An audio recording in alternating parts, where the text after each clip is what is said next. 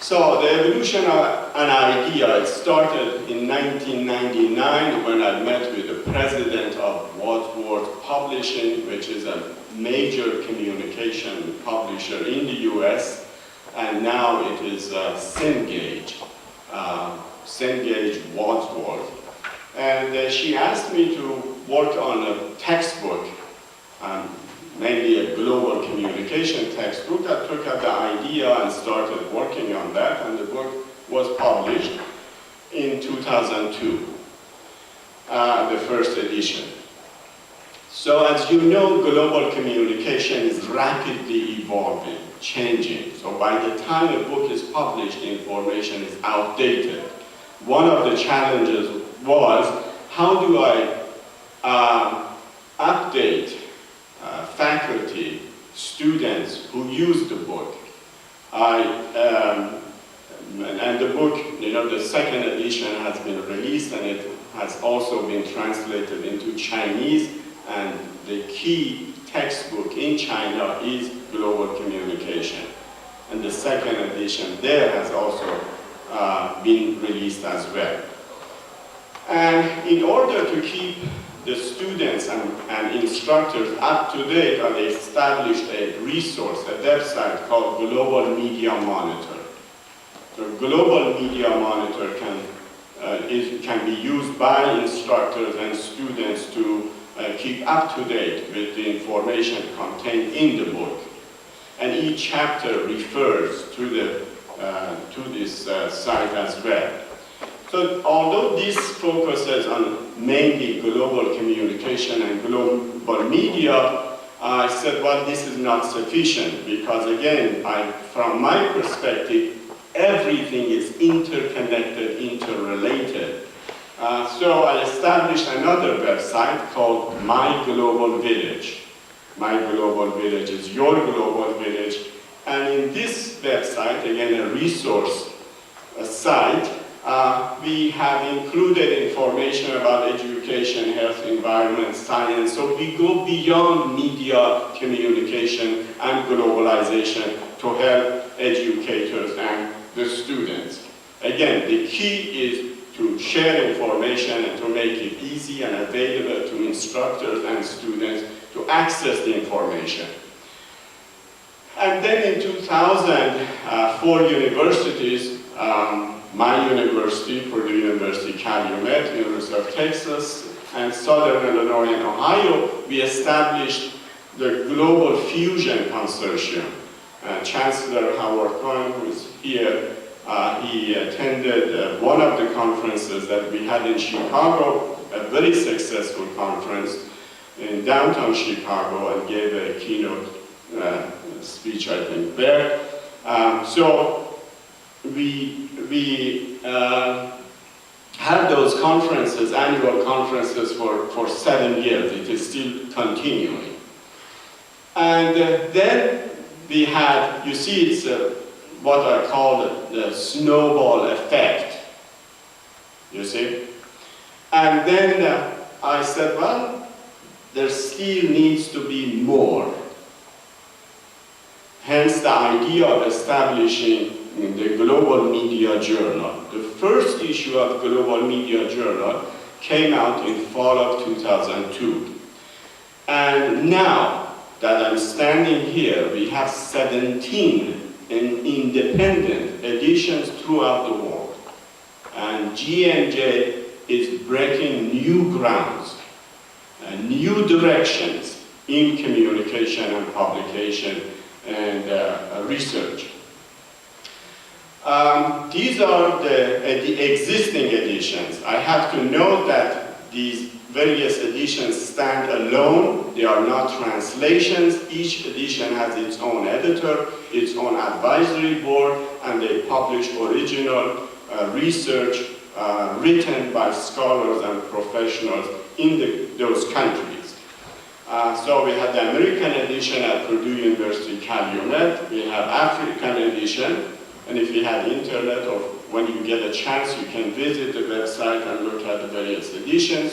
Have the Arabic edition, Australian edition. All of them, you notice, are hosted by major universities. Canadian University, Canadian edition. One of the positive aspects of digital technology and digital publications is that they give us a lot of flexibility. For instance, the Canadian edition, when you visit that edition, on the first page, it gives you two options. Do you want to view it in French or in English? You click. I mean, you can have 5 languages. You can have 10 languages, right? I mean, think of the possibilities. And in the future, as the translators, electronic translators are becoming better and better, we are going to incorporate translators into each edition. So when you go to the Russian edition, you can use the translator and learn about the articles contained in that edition. I can give another presentation about the advantages of the digital publications, but this is not the place to do that, okay? So a tremendous amount of flexibility. And the Chinese publish the journal in print and also online simultaneously. You see, there you have two models that are very different from the traditional publication. We have the Indian edition at Calcutta University, Mediterranean edition, the Persian edition, University of Tehran, Pakistani edition, Polish edition, and the editor of the Polish edition, Tomasz Puldowski, is here, sitting in the back there. I encourage you to join him and join the advisory board and contribute to the Polish edition. And again, teamwork. We are talking about teamwork and cooperation.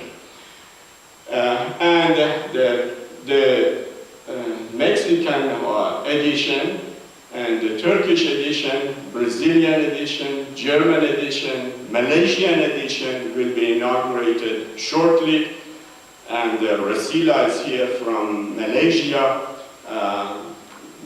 Hopefully the first issue would be in place by next year when we are in Kuala Lumpur. And then the Russian edition is at the Southern Federal University, and Spanish, Portuguese are coming up. So soon, within the next few months, we'll have 20 editions of this journal. It is rapidly growing. That indicates that we are up to something important. So that's one element. And then, this is, I mentioned the Global Fusion. These are some of the editors of the journal who were at the conference in Chicago. And then for each edition, we had wonderful inaugural ceremonies. And this is the Chinese edition at Tsinghua University in Beijing. We have Indian edition, wonderful. Look at the audience there. There were hundreds of people. The auditorium was packed. Wonderful ceremony there. The Canadian edition, the same, was a very successful event, and so forth. Now, another unique thing that we did was, because some people still like to see articles and research results in print. So I worked with a publisher. Now, every 2 years, we publish the refereed papers published in the American edition in book format. So we have created a GMJ book series. We have already published 2 for libraries or those who like to have a paper copy. And then, I established a global media studies with the State University of New York, and these are some of the books published under that series. And then, with my good friend, Kamran Mofid, Chancellor has met him, I think it was in Oman, and so Dr.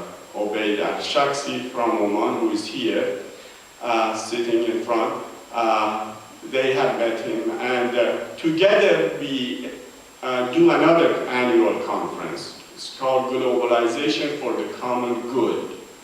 Now, this conference really focuses on intercultural and international and interfaith issues. a very successful conference, and our next conference, the 10th conference, will be next year in Alexandria, Egypt. Okay?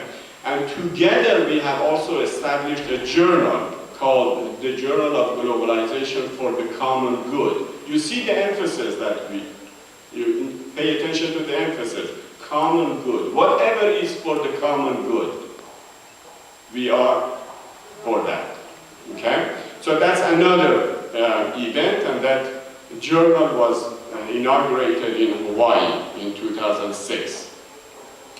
And then I have published many books. These are some of the examples in the area of global media studies. And this one received, in 1996, the Book of the Year Award from National Communication Association, and some of them have been translated into other languages.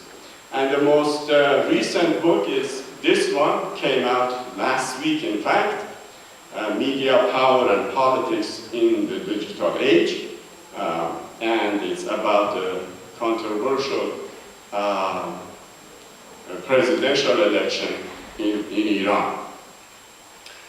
And then we continue, right? Snowball effect.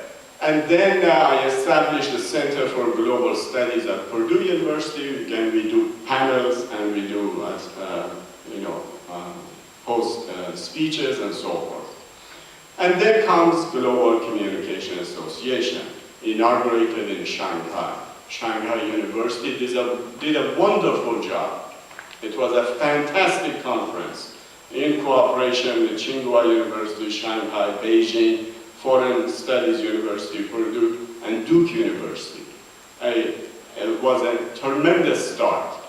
And these are some of the images from that conference, the inaugural conference, and some of the attendees. You see, we had altogether nearly about 200 attendees at the inaugural ceremony. And many of those have attended the previous conferences.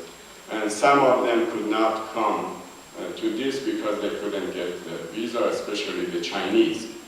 And this is the conference in Oman, Sultan Qaboos University. Again, Dr. Obaid Al-Shaksi is sitting right here. He did a wonderful job of organizing that successful conference in October 2008. And then last year we were in India. Again, another wonderful, highly successful, visible, highly publicized conference in India. And in the middle, you see the governor of the state in India, who gave a marvelous presentation at the opening ceremony. Again, hundreds were in attendance, a lot of media coverage. You can see the banner in the back, right? And I think you were in attendance there. So you see, people who come to these conferences, they realize what we are doing. And they spread the word and they continue to support.